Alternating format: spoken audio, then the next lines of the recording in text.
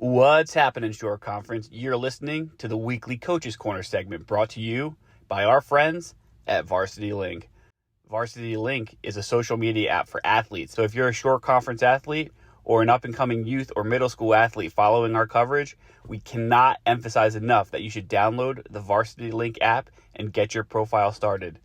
Check it out today, and here's your hosts, Bob Batters and Scott Stump.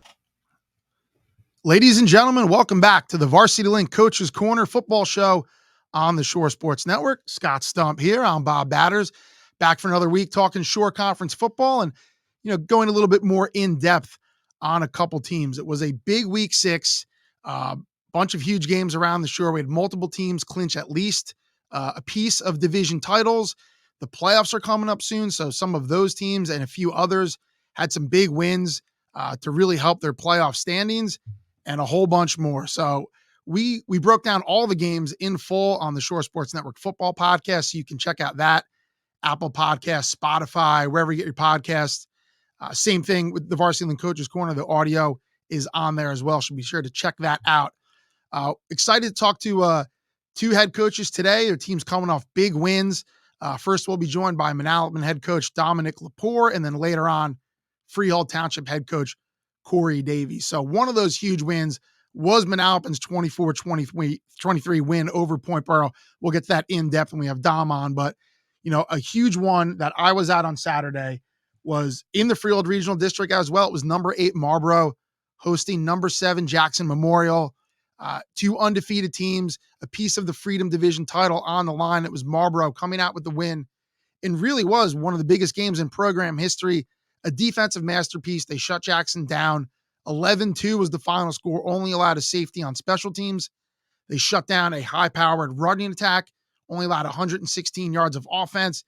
And it was a dynamic day for that Marlboro defense and an important one for the program. Yeah, they did what a lot of people didn't think could be done, right? Jonah Glenn had not been stopped all year. The sophomore running back for Jackson hadn't been held under 100 yards or even close to it all season, 44 yards. And I thought a telling statistic was, I believe, he only had like 13 carries. Yes. So that was a big thing of like Marlboro dominating Thomas' possession and getting so many 3 and outs that Jackson just didn't even have a lot of plays in the game. But when you have one of these rebuilding efforts like Jason DeGatto has led there, you like to have something concrete to show for it rather than just the winning record or something like that. So to get that division title is so huge for them. They also clinched their 3rd straight winning season, which they've never done in school history.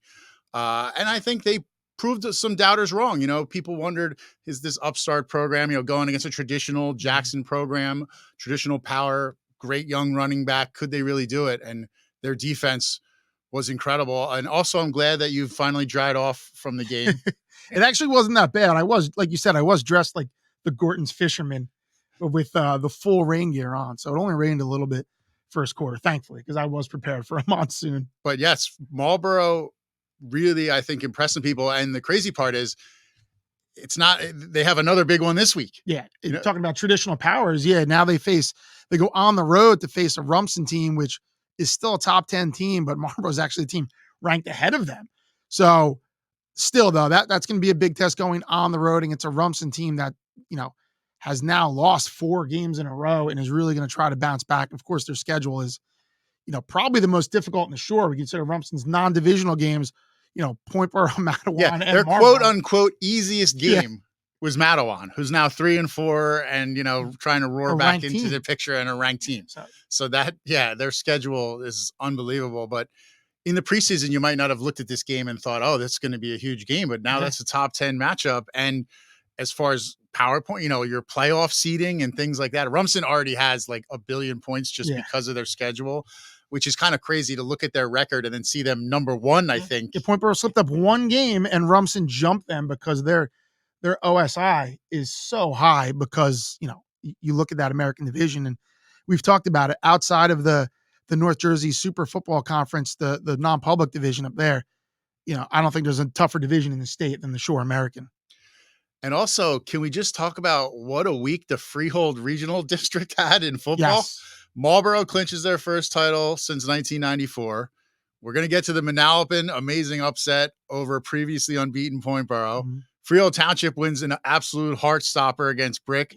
Was huge for their playoffs. Howell gets off the deck and has now won 2 in a row and put themselves in playoff position. And then after Manalapan takes down Point Borough, that opens the door for Colts Neck to potentially tie for division title. And Colts Neck goes out on Saturday and routes Raritan to stay, 1 win away from getting a piece of the Colonial Division title. It's funny you mentioned that because I was looking at our football coverage on shoresportsnetwork.com and just going through, and I was thinking the same thing. I was like, we've really touched on the Freehold Regional District a lot. We've had multiple coaches on. Their teams have had big wins. We've honored them with Team of the Week awards, which I should mention, Marlboro, our Week 6 Jersey Mike's Team of the Week. So Steve Meyer was up there on Tuesday, presented Jason D'Agato and the Mustangs with a special game ball, $500 Jersey Mike's gift card, which goes to all of our Team of the Week recipients, which Manalapan and Freehold Township were already this season. So Manalapan's already done gorging themselves. A lot of subs. You got to spread it around. They're only ordering the Italian subs on Church Lane.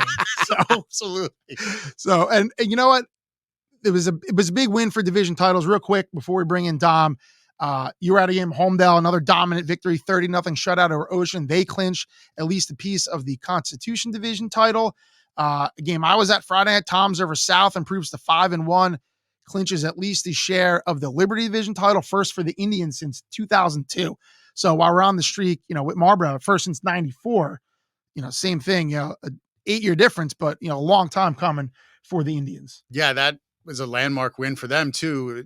Like Matt Martin, we talked about on this show, their head coach, that's like probably their biggest game in 10 years. Yeah, easily. And to break that drought, that's a real, concrete evidence of their progress. And not only that was Homedale and Tom's South were 1-win teams last year. Yeah. And now they're both division champions. Complete 180. Yes. So really impressive job by both of those guys. And then you also had Keyport clinching the Patriot Division title because they just have the one game against Pittsburgh left this week where they can win it outright.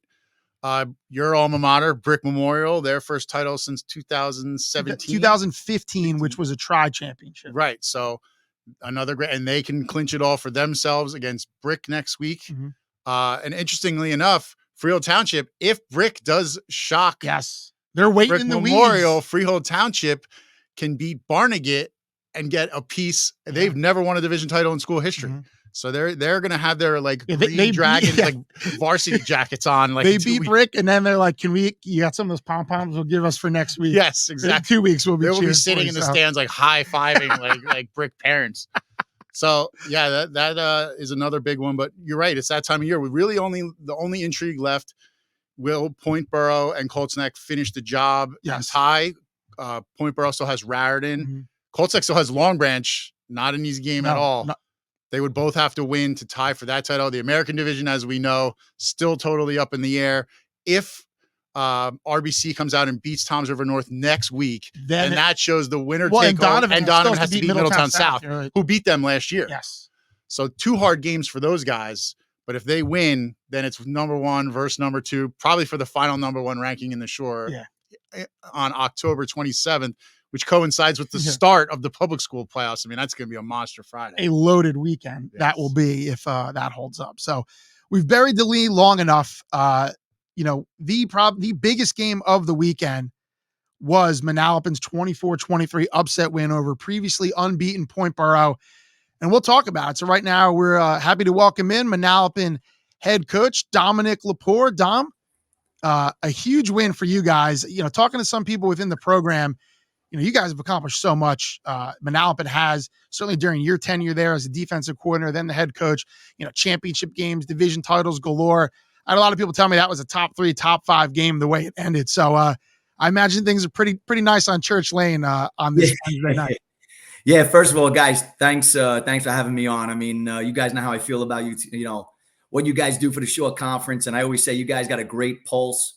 You got a great, I listened to a podcast last night. I mean, you guys got a great pulse on our team, the Agents of Chaos. And I thought that was pretty neat. But yeah, no, I mean, I've been around a long time and that game is right up there with the state championship game in 2014. I just told the kids today that game in 2017 when we beat Piscataway 21-0 at home. That was a huge win for our program. So no, that game the other night was one of the biggest in school history.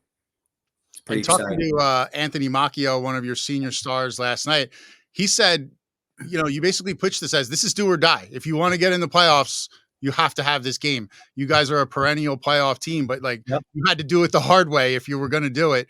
What was the sentiment like just going into that game, especially coming off, some tough losses? Yeah. How are you able to pull it together and coming into that game?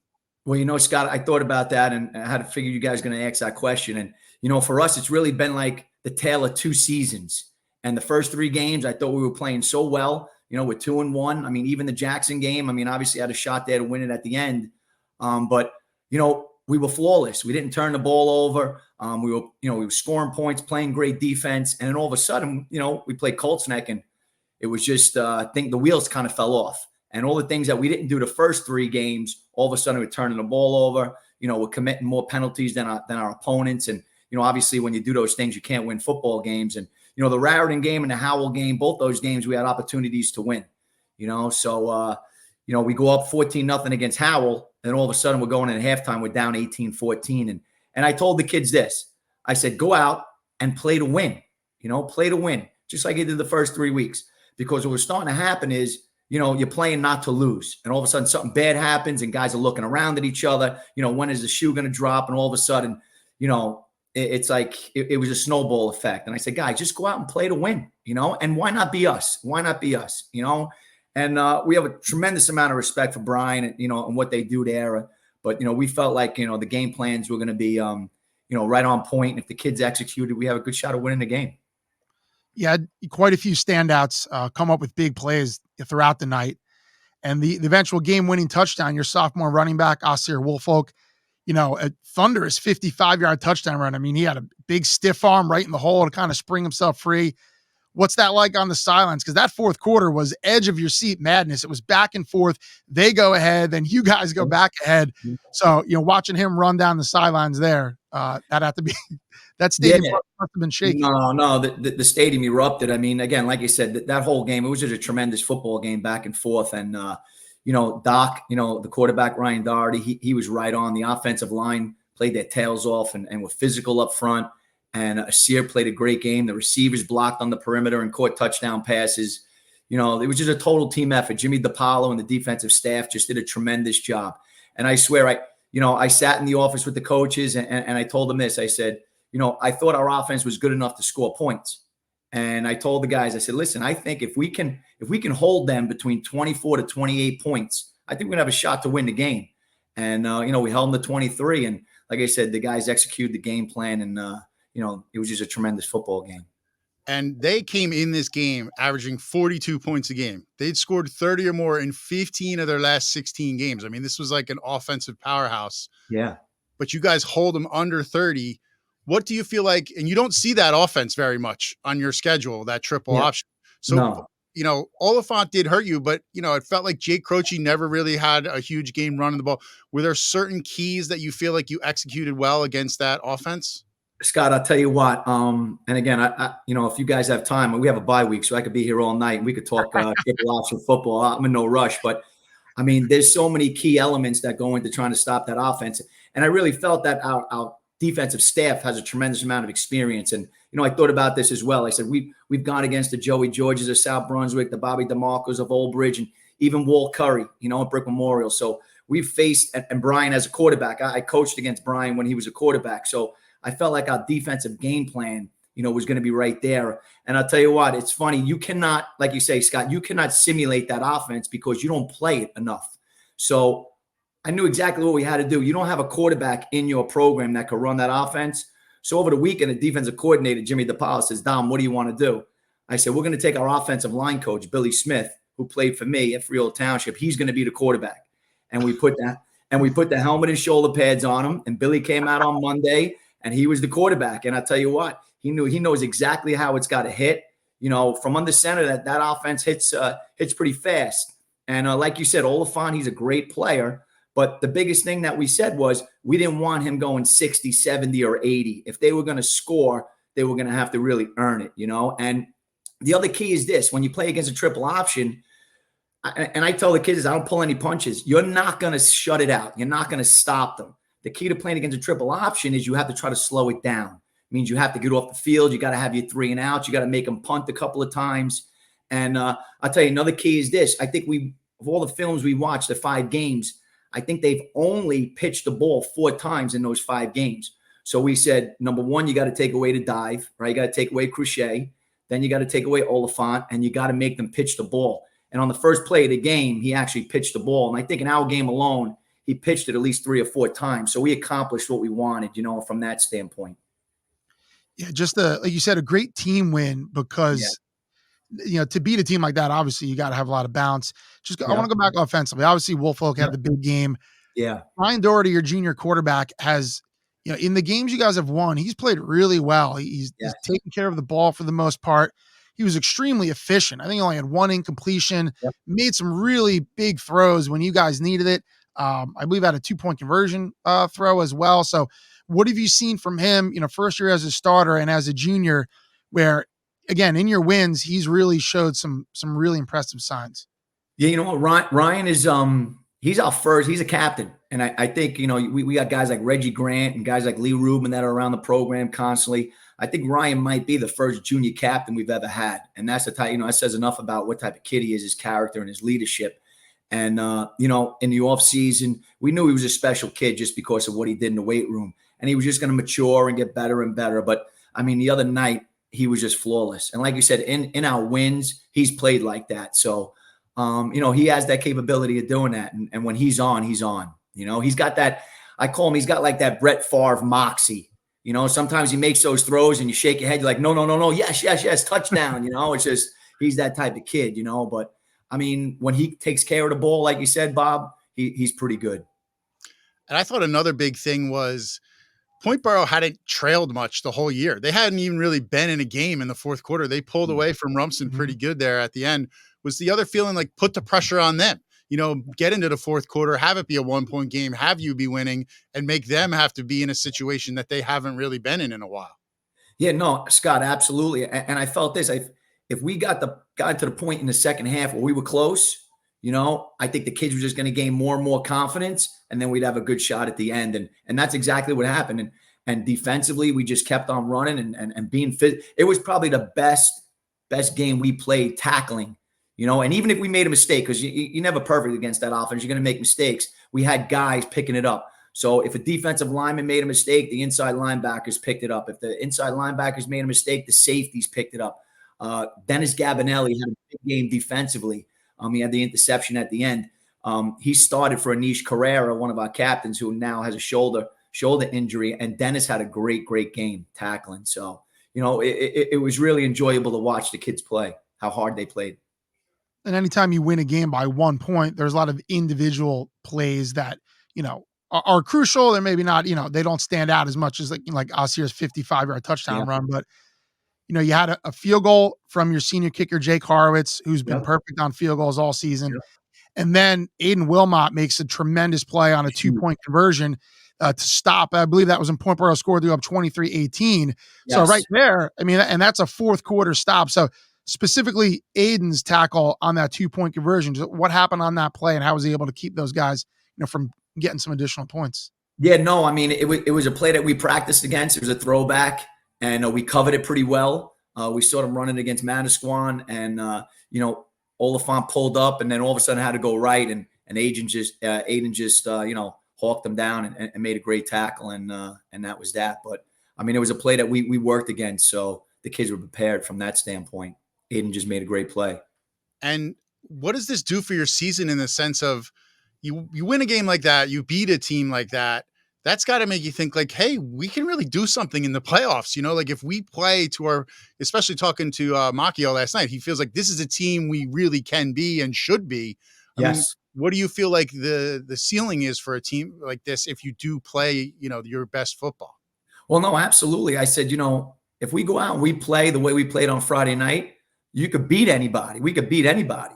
But then again, like you guys were saying last night, we could also go out and not execute and turn the ball over and then lose to somebody. So, right now, my whole thing with them is I told them we got to have, this ain't a week. We practiced today was the first time we practiced. I said, guys, our foot is staying on the pedal, you guys got an advantage right now. We're getting ready for Red Bank Regional and they're getting ready for Donovan Catholic. So, I mean, right now we're just focused on RBR and, we want to get that one and take it one game at a time. But, we feel like, we have an opportunity to get in the playoffs. If we play to our full potential, then, we could be a dangerous team in the playoffs. Is it good to have a bye week at this juncture of the season? Yeah, you know what? When our schedules came out, and I said I was pretty excited about it. I thought it was good. The bye week right before this 8th week, and again, being in this position where we have an opportunity to get in the playoffs, maybe get healthy right now, because we do have a couple of, you're always going to have the guys with the hamstrings and the ankles and things like that. So, we heal up from that standpoint. We'll be full strength next week. And in terms of the playoffs, you guys moved up to 15th in the UPR, where the top 16 qualify. You have Red Bank in 2 weeks. So have you looked at that at all and kind of figured out the teams you need to root for and residuals and all that stuff? Yeah, I mean, Red Bank, we go out, we do the right thing next week. We win that game. Maybe we move up one slot or another. But, I mean, it looks like it could be a short conference team. I mean, Brick Memorial's sitting up there. Jackson is up there. Possibly Colts Neck. It's going to depend on what happens the next 2 weeks. Winslow is up there. So, we kind of look. But I leave that for the assistant guys. Those guys are always doing it. I kind of stay. I got to keep the guys grounded and just kind of take it one game at a time. Listen, you have enough. Every staff has the math guy. Yes. That's it. That's our offensive line coach. Give me the Jackson rematch. Yeah. I will sign up for that tomorrow. I don't think you guys would be angry about that either. Yeah, no doubt. I tell you that's, again, I have a lot of respect for Vinny Mistretto. I know Vinny, since he's been a kid and a player, and after our game, we kind of hugged each other, and Vinny was like, I'll see, I'm sure we'll see each other down the line. So you never know, that rematch may happen.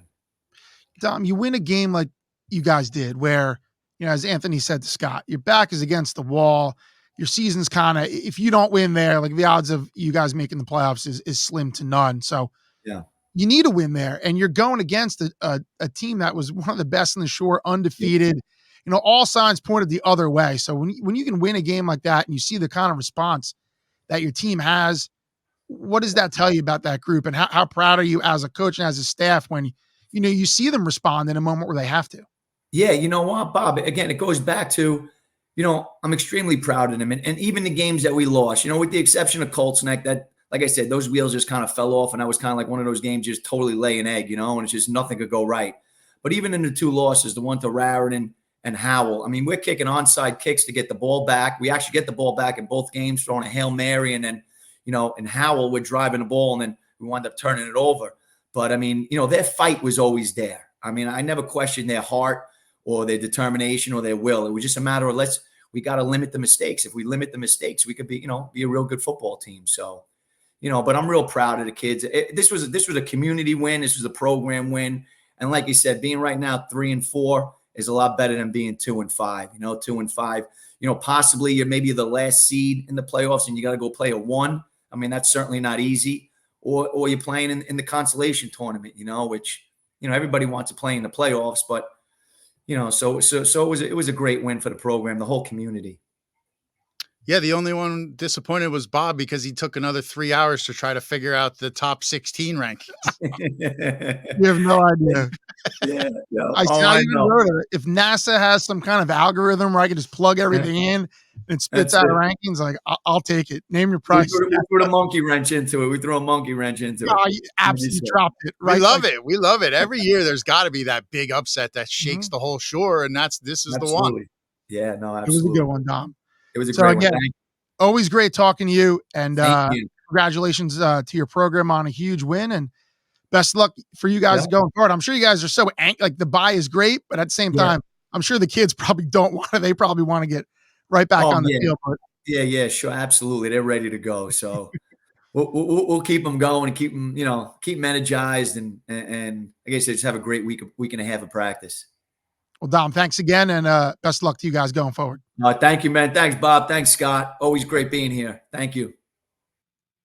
That is Manalapan head coach Dom Lepore. Some good stuff from Dom, as always. Great guest, really giving us some insight onto that team. And he's certainly right. Like, they weren't those outside of the Colts Neck loss. Like, they went down swinging in those games. They just didn't come out on the right side. Yeah, I think it was more like Dom said. They were kind of stuck in the mud in a lot of those games with penalties and turnovers. And it's like they woke up, but just too late, where you're getting onside kicks and like having to get into desperation mode, where if you just pulled it together a quarter earlier or something like that, maybe you win that game. But they're one of the biggest wild cards in the Shore Conference, Yeah. right? You don't know what could happen. They could go in the playoffs and shock a few more teams. That wouldn't surprise anybody. And again, it's still Manalapan. Like, to me, it's like, oh my God, these big upset. It doesn't seem that way because we're just so used to that program playing at a high level, and we know they're always capable of that it's not like some undersung program. It was more the circumstances of Point Burrow was riding so high. Manalapan had lost multiple games. And I think it was the common opponents too, like Colts Neck, Point Burrow, like took care of them pretty good. And then they go out and Manalapan loses a lopsided game to them. So you look at the teams that they played and you're thinking, this probably shouldn't be that close, like on paper. But like you said, the transitive property does not work any longer. No. So, well, from one Freehold Regional School to another, we're going to come out Church Lane, make a right on Taylor's Mills Road, make a right on Route 9, and go all the way down to Freehold Township. So we're going to take a quick break. When we come back, we will talk to Freehold Township head coach Corey Davies on the Patriots' huge win in Week 6. So we'll talk to him when we're back. After this, you are watching and listening to the Varsity Link Coaches Corner on the Shore Sports Network.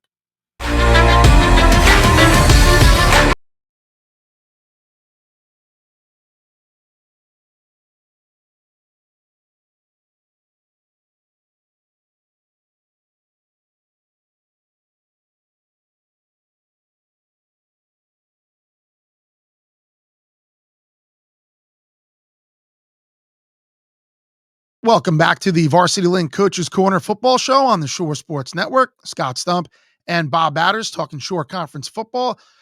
Great time talking to Dom Lepore of Manalapan off the Braves' huge 24-23 win over Point Burrow. Now we're going to go down Route 9 and touch with Freehold Township. The Patriots, a heart-stopping, as you said, thrilling, scintillating, whatever adjective you want to use to describe their 27-26 win over Brick. You'd be accurate. And we are excited right now to talk to Freehold Township head coach Corey Davies. So, Corey, thank you very much for taking some time on this evening. Not a bye week for you guys like Dom, so you're still working for an opponent this week. But that was a huge win. You know, Scott said he talked to your quarterback Nick Cardone, kind of said it was a must win for you guys, and you came out delivered. It took pretty much all 48 minutes, but you guys found a way to get it done. So, just first of all, thanks for joining us and congrats on the big victory. Oh, thank you very much. And thanks for having me on. Okay. And yes, it was a big time win for us. I look back at Township the years I've been here. I mean, it might have been one of the better ones or best ones we've had.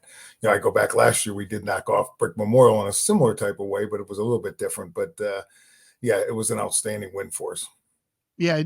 I was joking with Scott and he even said this to me. He said, there could have been no team name attached to it. If I just would have said, hey, there was a Shore Conference team that hit a hook and lateral late in the game and went on to win, he would have immediately known it was Freehold Township. So let's get right to that. End of the game, you guys get a stop on defense. You're trailing, I believe, with 26-21 at the time. And you hit a 43-yard hook and lateral. And then I think on the next play, your quarterback, Nick Cardone, hit John Paul Cortez for the winning touchdown. So the hook and lateral has been such a huge part of your playbook. Going back to your days at Howell, you've hit it in so many big games. So just tell us about the moment and how you guys kind of came to that conclusion, like this is the time to bust it out. Well, we usually have an opportunity in different times in the game. And, it's an interesting thing. We had tried it 2 or 3 plays prior to, and we bounced the ball. We didn't get it to the receiver, so it didn't really work. But then we could see that it was open. And then when we did do it, I mean, it was perfect. I mean, the ball was thrown perfectly, and Jalen Gill Anderson caught it and pitched it. And Bobby Loft, this is the funniest part about it. We practice this thing once a week, usually on a Thursday. We might throw it in there on a Tuesday, but usually it's one time. Bobby Loft has never run it because Nick Carnival, who usually runs it, was hurt. But Bobby knew how to do it, and he said, yes, I can do it. And he got it and went down the sideline. And, yes, then the next play, we were able to hit John Paul Cortez in the end zone on a long ball and take the lead. And having Nick Cardone back there had to give you confidence that even though there's not a lot of time left, you can still get down the field in a hurry. What was the feeling like, or what are you saying to him before that last drive with only a handful of minutes left in the game? Well, we thought we could do it. I mean, we practice 2-minute offense quite often. We'll do that on a Wednesday, and then we'll also go back and do it on a Thursday. So we're pretty confident in how we can do that and be able to do it. And he understands, the different situations that come into it with, sometimes you need an incompleted pass just to stop the clock. You need this, get the ball out of bounds rather than throw it in the middle of the field and things like that. So, Nick is pretty good at it. I mean, he's had the opportunity to do it now.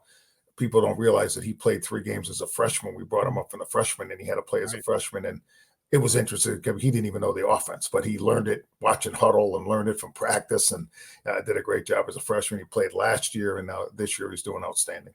And you've coached God knows how many all-shore quarterbacks during your time. But the one thing I think that's different for him maybe than some of the guys you have in the past is his running ability. He has 403 yards rushing and 4 TDs in addition to 1,500 yards passing and 14 touchdowns. What extra element does that add, his ability to take off and run and make plays? Oh, it makes it big time because then, and he knows when to leave. I probably made a mistake. I said we only had 1 sack in the first 6 games, and then we got sacked twice against Brick. But he allows us to get out of those situations. He reminds me somewhat at times of the Sean O'Reilly, who I had back at Howell. Right. He would also take off and run, and a lot of his runs look like draws, but they're not draws. They're him making plays and doing those kind of things. And yes, I mean, usually the quarterbacks in our program have minus yards rushing. They don't have 400 some yards rushing. Right. And, your best teams throughout your career when you switch to the spread / air raid, have been when you've had, obviously a good quarterback, but multiple pass catching options and that balance where you have some standouts, but it's never just one guy. And you certainly have that this season. 4 players with 20 or more receptions. John Paul Cortez has 6 touchdowns. Nick Carnival has 5. Jalen Gill Anderson and Noah Cancella also up over 20. And like you said, even Bobby Loff was able to come in and make a huge play when he needed to. So how impressive has that been, the depth there, and the development of those guys? 2 seniors, 2 juniors, and all 4 of them have been really integral to your offense. Yeah, they have been. And that's one of the things we try to preach, or I try to preach to myself and the play calling and so forth. Because if you look at our running backs have 18 catches, the 2 of them together. So we try to keep balance. And if you know a little bit about air raid offense and stuff, and Mike Leach, and he always talks about balance, and he says balance is all 5 eligibles having the ball.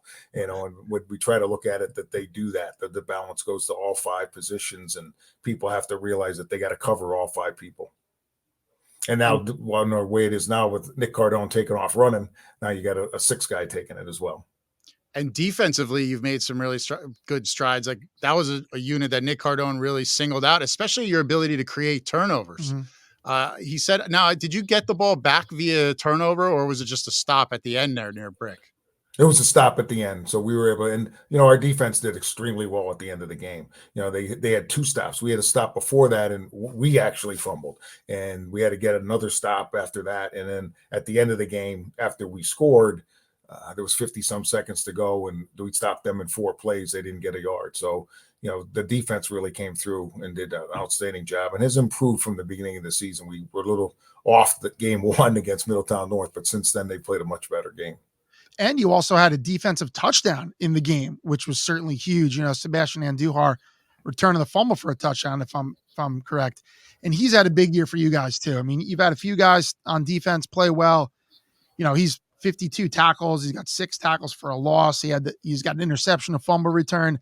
Play some running back for you as well, but it seems like Sebastian, as a senior, has really kind of taken the lead defensively. He has, and we started a year ago. We played the entire season as an outside linebacker. After our first game this year, we decided to do a couple of things differently defensively, and we put him in the middle. And he really has an instinct. His instinct is great playing in there. And you never know what's going to happen when you move an outside linebacker to the inside, because it's a whole other world, and being able to do it. And he's done it extremely well. And he makes plays when he shouldn't make plays. And sometimes it's almost like, as a coach, it's like, no, don't do that. What do you do? Oh, nice tackle for a loss. You're not supposed to be there. But he does a great job with it. It sounded like Dom. You're just saying the same thing, talking about what his players before. I'm sure that happens a lot as a coach. Like, what are you doing? Great job. It does. It does happen that way. And a lot of the best players do things that you don't want them to do. And you might grade them a minus, but, it's a great play. And you're doing a similar job at Freehold Township that you did at Howell, in the sense of there wasn't a ton of success before you got there, maybe a season here or there. But it seems like making the playoffs has become a regular expectation since you've gotten there. So how big was this win, especially, because this vaulted you up to a playoff spot, and now you're in position, if you handle business here these last couple of years, you might even get a home playoff game What has it been like just kind of changing the feeling around that program of like, we should be in the playoffs every year. And then the next step is we should be challenging for a title. Yes, actually, when I was hired, the main thing that the administration in the interviews and after I was hired was we want to be in the playoffs. And that was all they talked about in the interview process and so forth. And they did want me to give a 5-year commitment, which I gave them a 5. I actually said I might be around for 10 or 15, but they wanted to get in the playoffs because they had only been in the playoffs one other time before that, 4 winning seasons in 43 years, which I looked up was the worst in the short conference, maybe in the state. But we wanted to get in the playoffs, and we were fortunate the first 3 years to get in the playoffs, won our first ever playoff game. We're in the playoffs last year, and, we're back in position right now to get in playoffs. And I never even thought, because I look at those things, but I don't understand them that well anymore. The PowerPoint used to be easy. Now they have OSIs and all these different things. I don't know what they're, I didn't know we had a chance for a home game. We got to rev it up and hope those other teams lose. But I know we're sitting at 11. So yeah, it's awesome to get the opportunity to be in the playoffs. And the program's never won a division title. So you have to take care of business and hope, Brick can knock off Brick Memorial. So did you just go right across after you beat them and ask for some green and white, team wear and stuff like that? You're going to be hanging out with, you're going to have Freehold Township parents hanging out with the Brick parents in 2 weeks? No, we're not. But this is, now you say that, Coach McNamara at Brick, his stepson is on our team. Jake Ratner. And I did say to Jake, make sure you talk to your father or stepfather about beating Brick Memorial. That was before we played Brick. So if he did, his father was probably like, what do they think we're going to win or lose? But so hopefully they do that. As someone who has been to the mountaintop and won a state championship, what do you think it's going to take to get to that point? That you've become a playoff regular. Now the next step is being in that sectional final, getting that title. What do you think it will take to take that next jump up, which is for most programs, that's the hardest thing to do? Yeah, I mean, it definitely will be. Probably, if anything else, it's luck. And when I say that, luck with, being able to, we can't recruit, but get players in that are top level players. Because when I look back at those years at Howell that we were in the state title games, we were playing in Rutgers 3 times. We had some really, really good players. And, it wasn't so much us as coaches, a little bit, but we had great players.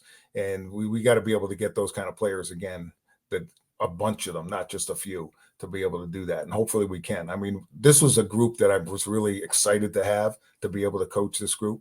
And back in February, we had a lot of different plans and so forth. We had to alter some things because some things changed in the personnel, but being able to do it. And they were a very good freshman group. And sometimes you look at your freshman team and how they do. We've had freshman teams that didn't win a game. And, when they become seniors, you're hoping that the juniors can help them out. This group was pretty good, very good as freshmen. And it's been a really good group.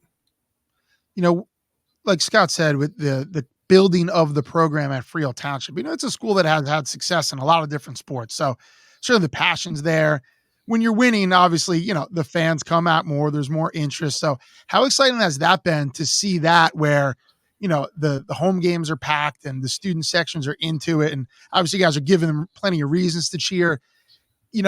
Our colleague Kevin Williams has always said this, like the football season can set the tone for the whole school year for the school. So what's it like in the fall when the program's playing well and the school has that buzz to it? Oh, definitely. I mean, people have said that for years. I mean, I've had principals come and say that, to me about the season and so forth. I mean, that's just something that has always been said. And it's great when the teams play well and the fans come to it and the student body gets into it. And, that's just an awesome feeling to be able to do that and have our players feel that way as well. When you were first at Howell and you installed that offense, it took the Shore by storm. No one could stop it. Back then, there was no team that had like multiple defensive backs who could guard that many good receivers, all that. Now that it's years later and a lot more teams run spread and all that kind of stuff, how have you adjusted? What kind of wrinkles, like, have you seen teams defend you way differently in recent years? Or is it now where everybody kind of defends it the same way? Or what's that been like now that it's been a while since, you first installed that offense? I tell our kid, I was just telling them today, it's like playing against ghosts because we never know what the other team's going to do when they line up on defense. What their defense that they've run, maybe all of a sudden they'll change from a 3-man or 4-man line to a 3-man line, to all of a sudden from a 3 deep coverage to a 2 deep coverage. And a lot of times that's good because they haven't practiced, they've only practiced it a week, and all of a sudden they're trying to change things up. So we really never know. Even back in 2005, 2006, we never knew what we were going to see. And we'll go down through and practice different things, and hopefully our kids understand the dynamics of the offense and what they have to do. And we were trying to be a progression read with our routes and stuff. A lot of the plays are the exact same plays. We changed the names only because of different places that I went, but if Sean O'Reilly walked in, he would be able to say, oh, that was so and so, or whoever would be able to. Derek Reichenbach, who's coached for me for years, will always he goes up in the press box now and he repeats the play as a Howell play, not the Township. Remember what they were. Fellow Jets fan, Derek Reichenbach. And another thing is these things don't work without an offensive line that's good. And you were just talking, they hadn't given up a lot of sacks, and not a ton of young players know how to pass block really well, coming into high school. So what is that like? And who are some of the guys that have really been leading that unit for you this year? Oh, they've done an outstanding job. We have some guys that came back, from last year that had played. Right now we have a sophomore playing at center, Jaden Vera, who's a transfer from SJV, and he's done a great job, and he was a pleasant surprise that he came back in. Jack Horan is one guard. Adam Deinhardt is the other guard. He played center a year ago, both big guys. Jack got injured against Marlboro, and Carlo Nasso, who's a senior, has taken over, and he was probably the player of the game last week because he did such a great job filling in and how he did. Lorenzo Machado was one tackle, and Ethan Rifkin, and those guys have been outstanding for us, and it's really great to have them do that. And our offensive line coach, Jake White, who played for us at Frio Township and knows the system and knows how we do things and repeats it. And they're just doing some great things up there on that offensive line, and they get a lot of opportunity in practice and games to practice pass blocking. We do run the ball a little bit. Really, the only time that we run is we run on the field and off the field. But I'm just kidding. But when we threw the ball quite a bit.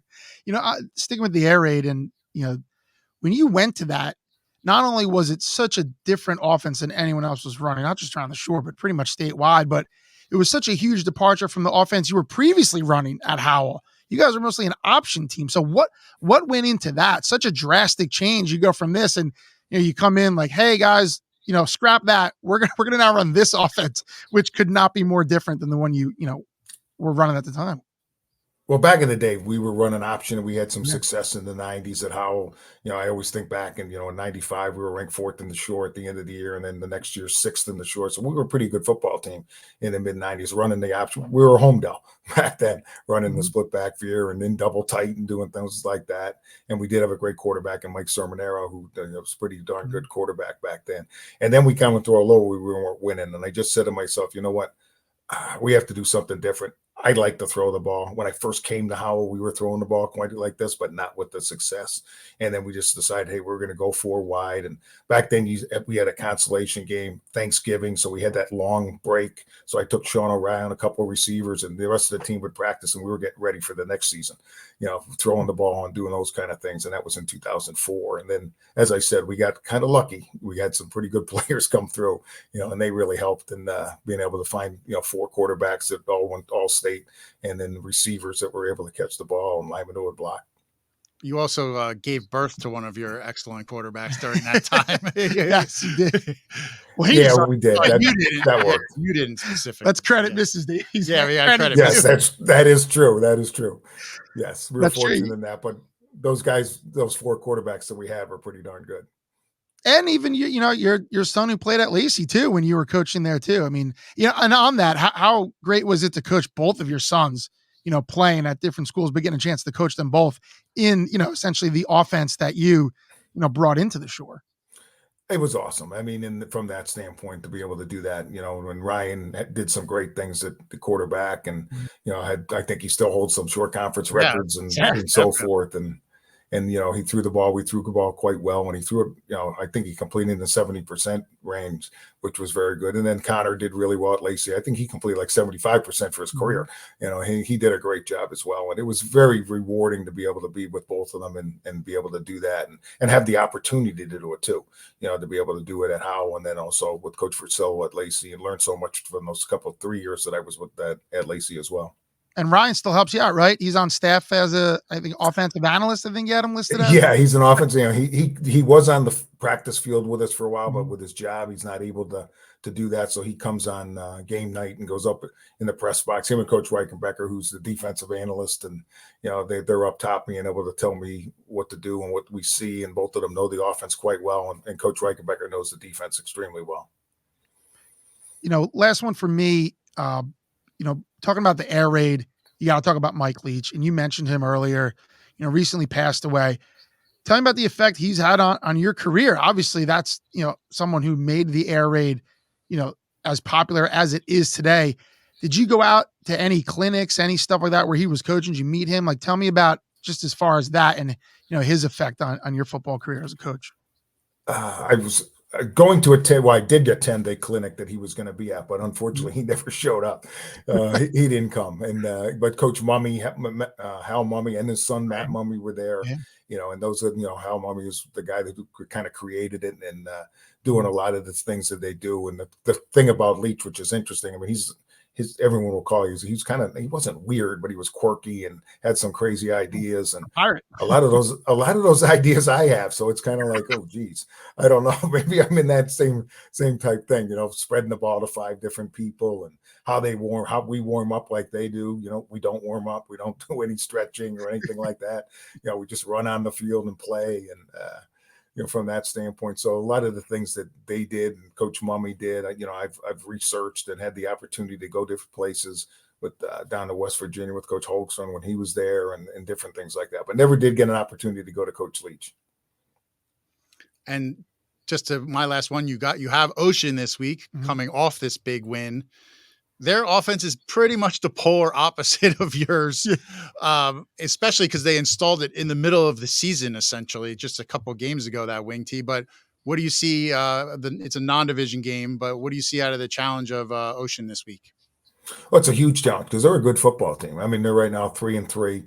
They've had their ups and downs, and it's crazy when you look at their scores, who they beat, who they lost to, and how they beat them and how they lost. And, they're in the position that we're in. I mean, I don't know if they're 14th or they're in a playoff situation where they need a win. And, I know their coaches are saying, you beat Freehold Township, we're going to get a lot of power points, so they're going to be up for the game as well as we are to be able to keep ourselves in line for the power playoffs and so forth. And, when you watch them on video, they're a scary team. So we better be ready to play, and we tell our guys that you better be ready. For Ocean, I'm not just saying that. I believe you. For Ocean, though, they go from defending the split back veer to now have to deal with you guys. So they are running the full gamut. That happens, huh? Especially at the high school level. Like, it seems like you just there are certainly more offenses that are run than others, but it does kind of seem like you never know what you're going to get, especially playoff time. And we always, a lot of coaches will tell me, the option is hard to defend, how to practice it, but our offense is pretty hard to duplicate and practice as well. Guys running those kind of routes and having a quarterback throw it and so forth like that. So hopefully that's true when Ocean's having trouble duplicating it. So we'll see how it works out. Corey, appreciate your time tonight. Always great chatting with you. You have some great insight. You've been coaching for short conference football for a long time, so you've seen pretty much all of it. So again, thank you for your time, and best of luck to you guys going forward. Thank you very much, and keep up the great work as always. And from wherever it was, from way back when and to now, it's awesome listening to you guys and going. I'm waiting. You got to get those elite the picks up faster though, Bob. Sometimes I'm looking on there trying to find out when they're going to be there. If anything, we want to delete them from the internet forever. Maybe we don't want people seeing the picks too much. Well, usually I'd see if Kevin Williams picks because he usually picks against Township. So we got to see if he picks us this week or not. We'll have to reach out to Kevin and get his see what's his deal with the Patriots. That's true. He's got an unknown grudge. I doubt that. But on any note, Corey, thanks again, and best luck to you guys this week. Thank you again. Thanks. That is Freehold Township head coach Corey Davies. The Patriots 4-3 now. Big win. Great talking to Corey as always. Again, longtime short conference coach. I love talking to air raid just because I'm a sucker for those high octane passing offenses. And you remember mid-2000s and he installed that howl and it was like, what is going on? Yeah. Nobody could cover that many receivers. The passing records were just falling one by one. Yeah. He had one receiver that I think had like 89 catches one year. And, the all shore quarterback for, I don't know, 2, 3, 4 years in a row, first team. Which Tim was, I Howell. believe, Michael Clark, who's the brother of then. And there was Tim Lamarand. There was Chance Ryan Parrish, Davies. yeah, He's at right wide that they receiver did have a position. great run of talent there. Oh, yeah. There was a ton of all shore wideouts. Yeah. And a lot of them went into college and had like nice careers there. Yeah. So, yeah, Freehold Township now, and then, his previous stop, Howell, and even time he was at Lacey. Those offenses are fun, and Freehold Township is really getting it done in terms of just growing the program, as we mentioned, consistently competing. I mean, they had not had many winning seasons, as Corey mentioned. They'd never made the playoffs, and immediately they were in the playoffs and winning the playoff game. And now you said, the expectations raised a little bit. So. Yeah, that's the thing. Once you get to that plateau, then the next people expect more, well, okay, we're in every year. Now we got to win a couple of these games. Now we got to be in the finals. And again, the talent ebbs and flows at public schools. Like Corey said, sometimes it's just, you get a good group or you don't. And I give a lot of credit to them because we don't need to get way into it, but like Corey, in the off season, 2 of their top offensive players, Chase Enlow and Sean Corchado, transferred. Running back and receiver, promising junior players that would have been like real standouts. They went to the Hunt School in Princeton, and talking to Nick Cardona, it was like, we're not going to use that excuse. We don't need to focus on the people who left, but it was also, we want to prove that just because those guys left doesn't mean that, we're not a competitive team. We're not a playoff team. They're going out and proving that with their play and beating a traditional team like Brick that also desperately needed that win themselves. And has been playing great defense. Yeah. So that was really impressive to me, was to go down there and get that win against a team whose back was also against the wall playoff wise. And that impressive in that it showcased Freehold Township's depth on offense. Were they able to, just, again, like Corey said, there's some things changed in the offseason. You got to have to rework some personnel, and those guys have stepped up, like a 4 wide receivers with 20 plus catches. So clearly the depth there has come through, and those players who were presented with the opportunity have taken it and run with it. So good stuff from Corey, and it was certainly good stuff from Dom early. We'll keep right here before we wrap it up.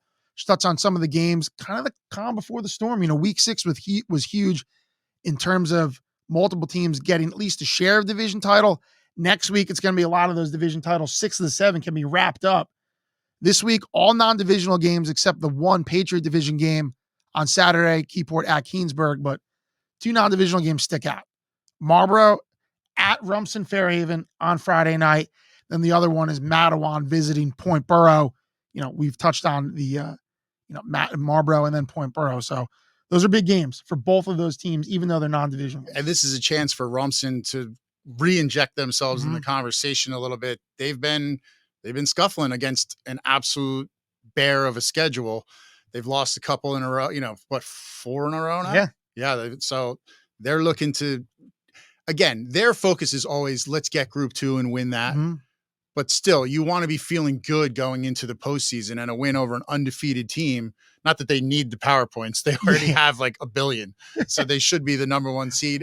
But again, you want to cement that. But I think it's also the feeling of, let's get some good vibes going. Let's beat a good team. And it's a huge contrast. Marlboro, physical run team, tough defense that hasn't really played teams that throw the ball a ton. So there's that question. And again, Marlboro, not a traditional power. They did play Freehold Township. They did. That's true. Right. They did. So but you're right. It's more often than not, they're seeing teams like Jackson, who it's strength on strength. We're going to run the ball at you. No, we're going to stop it. So this is definitely another test for their secondary, which has been probably the most underrated part of their team. Luke Houston, Nick Scaff, ball hawks back there. The pass rush has really helped that out. Certainly be a little different, I think, because Owen O'Toole, Rumson's junior quarterback, does such a good job of getting the ball out quickly. So it's, again, that cat and mouse game. I'm not going to lie that it doesn't seem a little surreal of like Rumson being the underdog, technically rankings wise, at home against Marlboro. Yeah. Like you said that sentence like 6 years ago, people would think you would, had to be institutionalized. But now that's just the way the Shore has changed, and kudos to Marlboro, obviously. And I think this is also, again, we talk about the different divisions, can a team near the bottom or middle of the pack in the American division, like can a team in a lower division that's a division champ rise up and beat them? How good is that? Point Borough did it. They rose up and beat Rumson.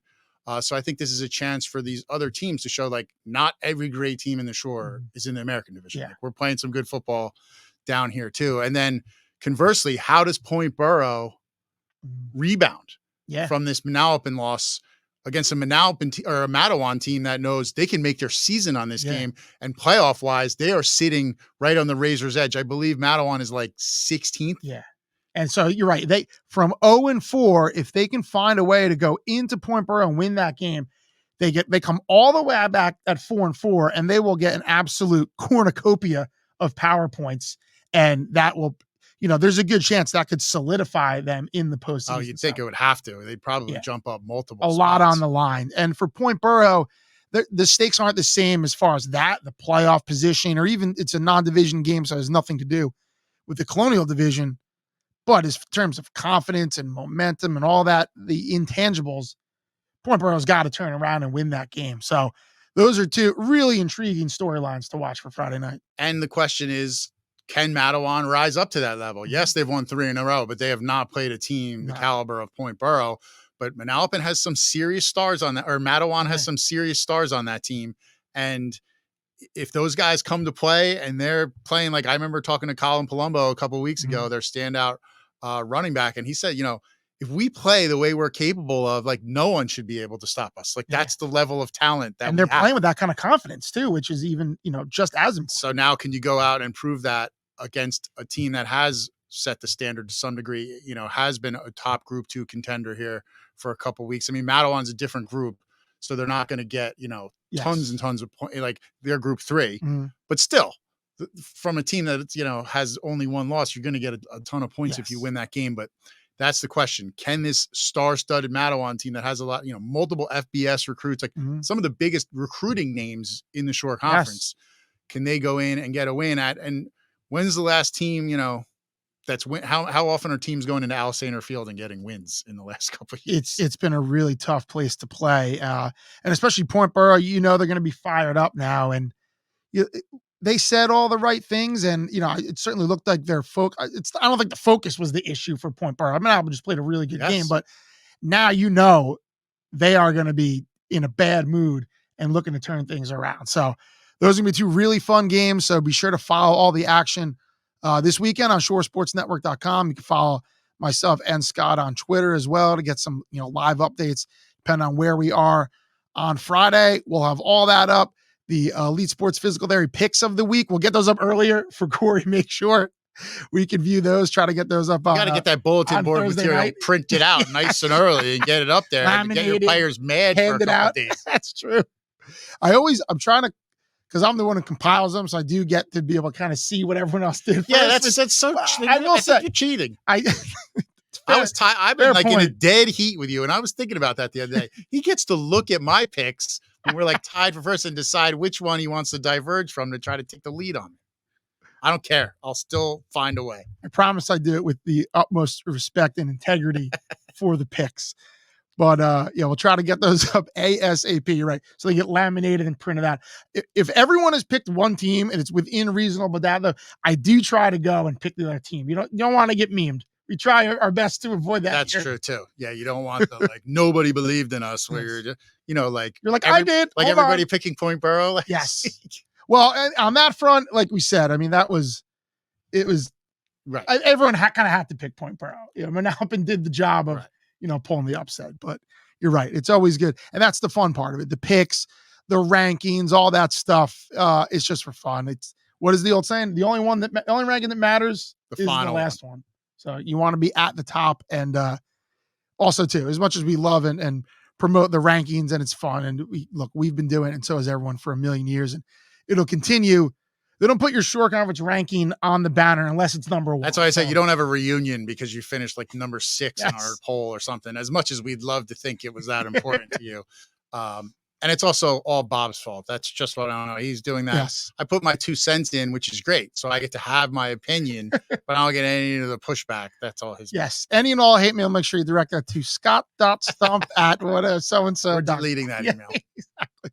So that'll do it for us for this week's 6 edition. Thank you very much again to our guest, Manalapan head coach Dom Lepore, Freehold Township head coach Corey Davies will be back next week. Who knows who we'll be talking to? It's all going to depend on what goes down in week 7. Again, head to shoresportsnetwork.com and check it all out. For Scott Stump, I'm Bob Batters. Thank you again for watching and listening to the Varsity Link Coaches Corner on the Shore Sports Network, and we'll see you next week. The right way to top a sub is with real red wine vinegar made from red grapes and no food coloring. And the right way to film it is in slow motion. Obviously.